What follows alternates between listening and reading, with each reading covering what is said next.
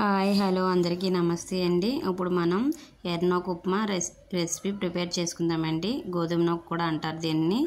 ఇప్పుడు మనం ఇది ఎలా ప్రిపేర్ చేసుకోవాలో చూపిస్తానండి. దానికి కావాల్సినవి నూక, ఆనియన్స్, మిర్చి, మినపప్పు అండి, కొంచెం తాలింపులకి శనగపప్పు, ఆవాలు, జీలకర్ర, కరివేపాకు అండి. నేను ఇప్పుడు పోపులన్నీ ఒక ప్లేట్లో పెట్టుకొని పక్కన పెట్టుకున్నానండి. ఇప్పుడు మనం స్టవ్ ముట్టించుకోవచ్చండి. స్టవ్ మీద పెనం పెట్టుకొని స్టవ్ ముట్టించుకొని స్టవ్ వేడెక్కిన తర్వాత అదిగండి పెనం వేడైందండి.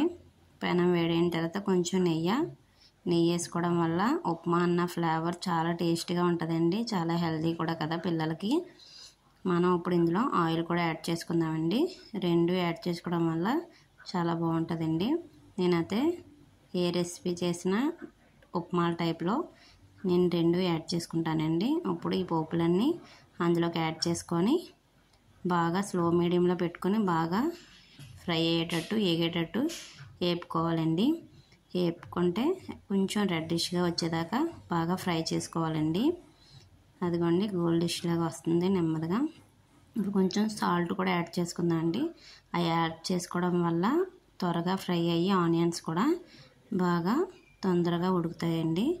అదిగోండి రెడ్డిష్గా అయ్యింది, వేగింది బాగా పోపు అన్నది. ఇప్పుడు మనం దాంట్లోకి వాటర్ యాడ్ చేసుకోవాలండి. నేను ఏ కప్పుతో అయితే నూక తీసుకున్నానో ఆ కప్పుతోటి 2 కప్పులు వాటర్ యాడ్ చేసుకోవాలండి.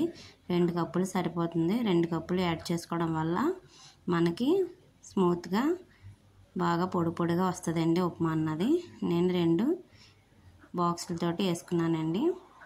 అదిగోండి వాటర్ బాగా కలుపుకోవాలండి. వేసిన తర్వాత ఆ పోపు వాటర్ కలుపుకొని కొంచెం మనం మూత పెట్టుకుందామండి. ఇప్పుడు మూత పెట్టుకొని ఒక 10 మినిట్స్ బాగా మరగనివ్వాలండి.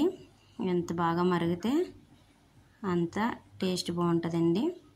ఇప్పుడు అదిగోండి మరిగిపోయింది. మూత తీసి చూస్తే చూడండి ఎసరులాగా ఎంత బాగా మరిగిందో.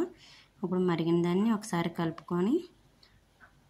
బాగా కలుపుకొని ఇప్పుడు ఆ నూక అన్నది అందులో యాడ్ చేసుకోవాలండి. ఒక డొక్కు నూక యాడ్ చేసుకున్నానండి నేను. యాడ్ చేసుకొని శుభ్రంగా కలుపుకోవాలండి. ఉండలు ఏమీ లేకుండా బాగా కలుపుకోవాలండి. పిల్లలకు మాత్రం ట్వైస్ ఒకసారైనా పెట్టండి. వీక్లీ 1 సారైనా పెడితే మంచిది. ఎందుకంటే చాలా హెల్తీ ఫుడ్ అండి ఇది. ఇప్పుడు మనం దాని మీద మూత పెట్టుకొని ఒక పావు గంట బాగా ఉడకనివ్వాలండి.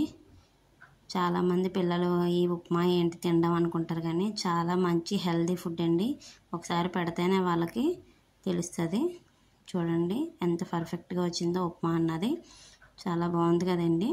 నేను వేసే కొలత ప్రకారం వేస్తే కనుక చాలా పొడి పొడిగా వస్తుందండి. చాలా బాగుంటుంది. స్టవ్ ఆఫ్ చేసుకొని చల్లగా అయిన తర్వాత తింటే కొంచెం వేడివేడిగా ఆవకాయ పెట్టుకుని తింటే చాలా టేస్టీగా ఉంటుందండి. పిల్లలు కూడా చాలా ఇష్టంగా తింటారండి. మనం చేసే విధానంలో చేస్తే చాలా బాగుంటుందండి. నా రెసిపీ అయితే పూర్తి అయిపోయిందండి. చూడండి ఎంత బాగా వచ్చిందో. నేను ఇలాంటి రెసిపీస్ అన్నీ పెడతా ఉంటానండి. నా రెసిపీస్ కానీ నా రెసిపీ నచ్చితే కనుక లైక్ చేయండి, షేర్ చేయండి, సబ్స్క్రైబ్ చేయండి ఫ్రెండ్స్. నా వీడియోస్ ఎలా ఉంటున్నాయో కామెంట్ కూడా చెప్పండి. Bye friends, love you all. Bye bye, నమస్తే.